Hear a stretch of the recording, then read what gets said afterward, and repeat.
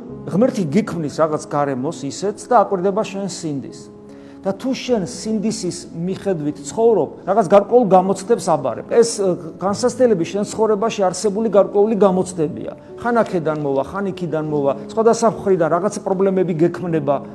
გესმის და შენი სინდისის მიხედვით და შენი სინდისი თავისუფლებასთან ერთად მუშაობს, აკეთებ არჩევანს. რანაბიჯი გადადგა, შემდგომ რანაბიჯი გადადგა, შენი გული მეტაკლებად ხან უახლოვდება საღვთო კანონს, ხან შორდება, ხან უახლოვდება, ხან შორდება და თუ მიზანმიმართულად სინდისის მიხედვით იცხოვრებ, თუნდაც ეს სინდისი ბოლომდე გამართულად არ მუშაობდეს, იმიტომ რომ არასწორ ღირებულებებზე აგებული, მაგრამ მაინც თუ ეცდები შენ რაღაც ყველაზე საუკეთესო მდგომარეობას შენი გულისას ღმერთი რომ დაინახავს, იმ მომენტში შეეხება შენ გულს. ყველა ადამიანთან ესეა. თუ გინდა სულ არაქრისტიანულ გარემოში იყოს, ყველგან ესეა. უბრალოდ გულს კი ეხება, მაგრამ ადამიანს თავისუფლებას არ ართმევს. შენ გულს შეეხება და არჩევანი შენ უნდა გააკეთო.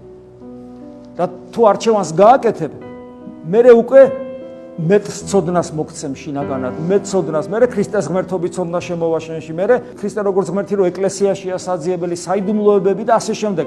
ეს ყველაფერი პროცესი იწყება და გრძელდება, მაგრამ ღმერთი ყველას ეხმარება. ხოლო ადამიანი თუ უარყოფს, რა თქმა უნდა, მერე ისა როგორც წერია, დაიმტრება ან ლოდი გასრეს.